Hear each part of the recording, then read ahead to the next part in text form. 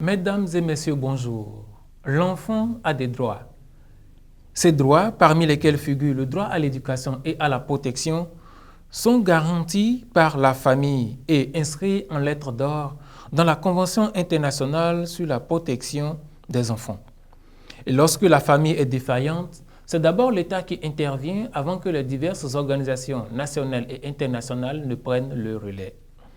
Au plan mondial, Village d'enfants SOS est l'une de ces organisations qui fait des pieds et des mains pour l'épanouissement des enfants. Au Bénin, SOS Village d'enfants intervient depuis 1987 avec plus de 5000 enfants, jeunes et adultes dans ces villages. En plus des divers programmes, l'employabilité des jeunes est aujourd'hui au cœur des actions de SOS Village d'enfants au Bénin. De quoi s'agit-il concrètement? Quelles sont les initiatives en la matière? Quels sont les premiers résultats déjà? Pour répondre à ces questions, le rendez-vous des partenaires, une initiative du groupe de presse Éducation, reçoit pour vous M. Saliman Issifou. Il est le directeur national de SOS Village d'enfants au Bénin. Monsieur le directeur, bonjour. Bonjour, monsieur le journaliste. Monsieur le directeur, Abome Kalavi, Dassa Zoumen, Nati Tengu, aujourd'hui Parakou, SOS grandit au Bénin. Alors, comment se porte votre organisation? SOS Village d'enfants grandit très bien.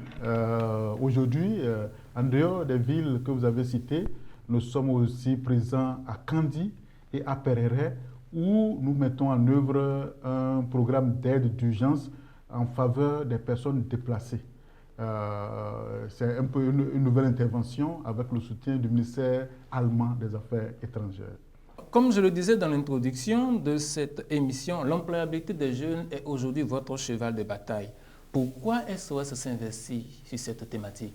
Alors, pour nous, SOS Village d'enfants, l'employabilité des jeunes signifie permettre aux jeunes d'acquérir certaines compétences qui vont leur permettre d'avoir un job et de le garder. Il s'agit également de créer son entreprise et de pouvoir conduire son entreprise de manière durable. L'employabilité des jeunes est importante pour SOS Village d'enfants parce que notre travail est unique en son genre. Nous nous occupons d'enfants et de jeunes et notre travail ne finit que lorsque l'enfant devenu jeune, qui a atteint 23, 24 ou 25 ans, a pu avoir une occupation professionnelle qui lui permet de subvenir à ses propres besoins. Lorsque l'enfant n'arrive pas à atteindre cette étape, cela signifie que notre travail n'est pas terminé. Et donc, combien sont ces jeunes-là que vous avez dans vos divers programmes? Aujourd'hui, de manière générale, nous avons 5000 enfants et jeunes. Et les jeunes sont autour de 2000. Et tous ces jeunes, nous devons nous assurer qu'ils ont un job ou ils ont créé une entreprise qui va leur permettre de subvenir à leurs propres besoins. Et ils ont quel profil? Ce sont les jeunes, seulement ceux du village d'enfants SOS ou il y a d'autres jeunes de la communauté? Alors, nous avons, parmi ces jeunes, nous avons ceux qui vivent dans les villages d'enfants SOS. Cela signifie qu'ils ont perdu totalement la prise en charge et personne n'est là pour s'occuper d'eux. Il y en a d'autres qui vivent dans leur communauté, dans leur famille d'origine, parce que ceux-là, ils ont des proches.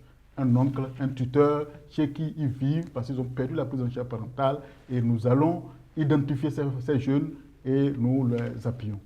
Alors, si vous avez décidé de les appuyer, c'est que vous avez fait un constat. Et comme on le sait, l'un des droits de l'enfant, c'est aussi le droit à la participation. Vous avez discuté avec ces jeunes-là. Quels sont les défis auxquels ils sont confrontés en matière d'employabilité? Alors, ces jeunes, d'abord, ils ont un problème de formation. Parce que comme ils sont sans prise en charge parentale, ils n'ont pas de parents, ils ont besoin d'une formation de base. Il y en a qui ne l'ont pas. Et alors, nous nous assurons qu'ils puissent avoir vraiment cette formation de base, elle peut être professionnelle, elle peut également être technique, et cela nous permet déjà de les pousser vers d'autres besoins. En dehors de ça, parmi les jeunes, nous avons certains qui sont au niveau universitaire, et ceux-là également, nous devons trouver les solutions pour pouvoir les appuyer vers l'employabilité. Donc, besoin de formation, besoin d'accompagnement aussi, comme du mentorat et tout voilà. ça. Est-ce que ce sont les seuls éléments de votre approche? Qu'est-ce qui particularise SOS Village d'enfants en matière d'approche, en matière de démarche pour accompagner l'employabilité des jeunes? Alors, ce qui nous aide, ce sont les partenariats que nous avons. Il s'agit de partenariats qui nous permettent vraiment d'avoir de la plus-value dans nos interventions. Nous avons par exemple un partenariat majeur avec DHL qu'on appelle GoTish, où les employés de DHL font du mentorat en faveur des jeunes. Également, nous avons YouthCan. Il s'agit de beaucoup d'entreprises qui sont ensemble pour pouvoir permettre à ces jeunes d'avoir du stage, d'être coachés pour pouvoir trouver du travail. En dehors de ça, nous avons également un partenariat avec une entreprise danoise qu'on appelle Lernio. Il s'agit de la formation des jeunes dans le domaine du numérique. Ils deviennent des entrepreneurs numériques avec la conception, le développement web, la conception graphique, le mentorat et l'inscription de ces jeunes dans des bases de données aux États-Unis. Si bien que plus tard, lorsque les entreprises ou des particuliers ont besoin de leurs services, ils les contactent via ces plateformes et ces jeunes, ils sont au Bénin, mais ils travaillent avec des entreprises américaines, hollandaises, australiennes, etc. Donc, c'est dit que vous avez autour de vous toute une organisation, c'est toute une structuration. Quels sont les premiers impacts de ce programme? Vous avez parlé de GoTeach, vous avez parlé de YouthCan, vous avez parlé de Lernio. Alors, quels sont déjà les premiers impacts de ces diverses initiatives? Déjà, l'année dernière, nous avons 13 jeunes qui ont pu faire des stages professionnels. Il y a 380 qui ont été formés sur diverses thématiques et d'autres encore qui sont accompagnés. Tous ces jeunes-là, ça leur permet réellement d'avoir le bagage nécessaire pour pouvoir trouver du travail. Déjà, il y a quelques jours, nous avons été contactés par l'un de nos partenaires qui avait besoin d'une trentaine de jeunes pour un stage qui débouche sur un job. Vous voyez, déjà là, vraiment, nous avons des résultats encourageants qui nous permettent déjà, nous, SOS Village d'Enfants Bénin, d'être l'une des structures phares de SOS International. Nous sommes présents dans 138 pays et lors d'une récente évaluation, SOS Village d'Enfants Bénin est sorti premier des 138 pays devant des pays comme l'Allemagne, la France, etc. Ces résultats-là, c'est-à-dire alors que vous avez déjà des jeunes qui sont déjà sur le terrain, qui ont déjà grandi, qui sont déjà autonomes. Beaucoup de jeunes sont aujourd'hui une fierté pour nous parce que parmi les premiers enfants que nous avons pris en charge, aujourd'hui nous avons des postes d'université, nous avons des ingénieurs agronomes, des ingénieurs informatiques, nous avons de tout, des coiffeurs, des charpentiers.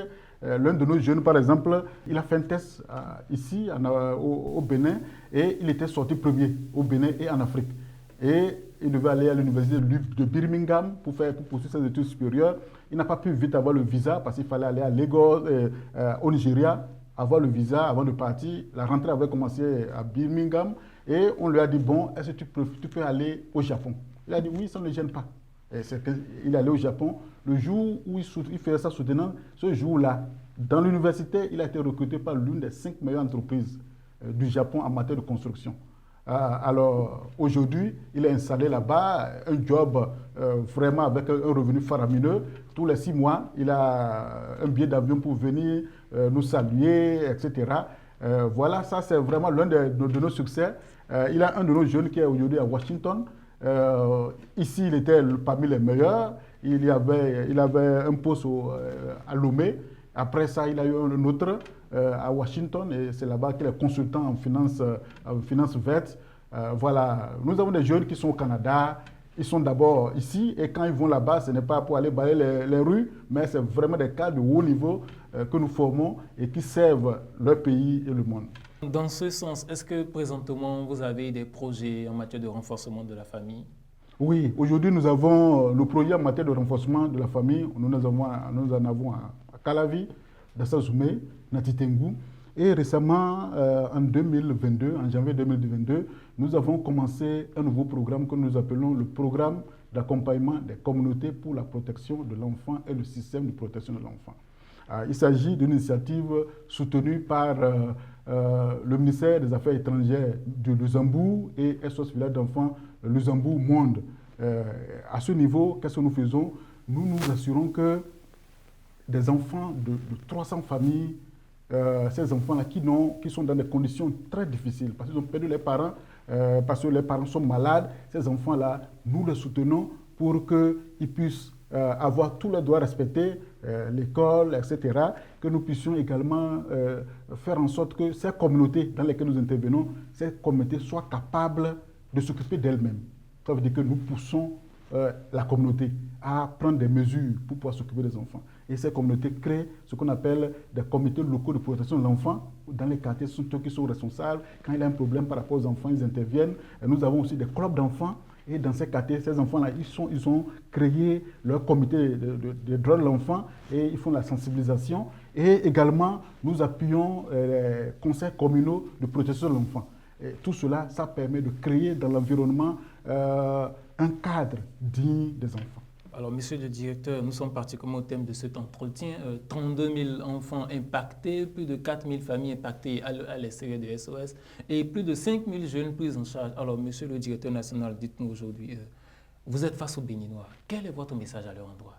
Alors, le message que j'ai aux Béninoises et aux Béninois, c'est que la prise en charge de l'enfant est l'affaire de tous. Nous devons nous assurer que dans nos familles, que nos enfants soient pris en charge de manière positive. La prise en charge positive de l'enfant suppose qu'il y ait beaucoup de dialogue avec l'enfant, que nous puissions donner des responsabilités à l'enfant et que nous puissions consulter l'enfant sur tout ce qui le concerne.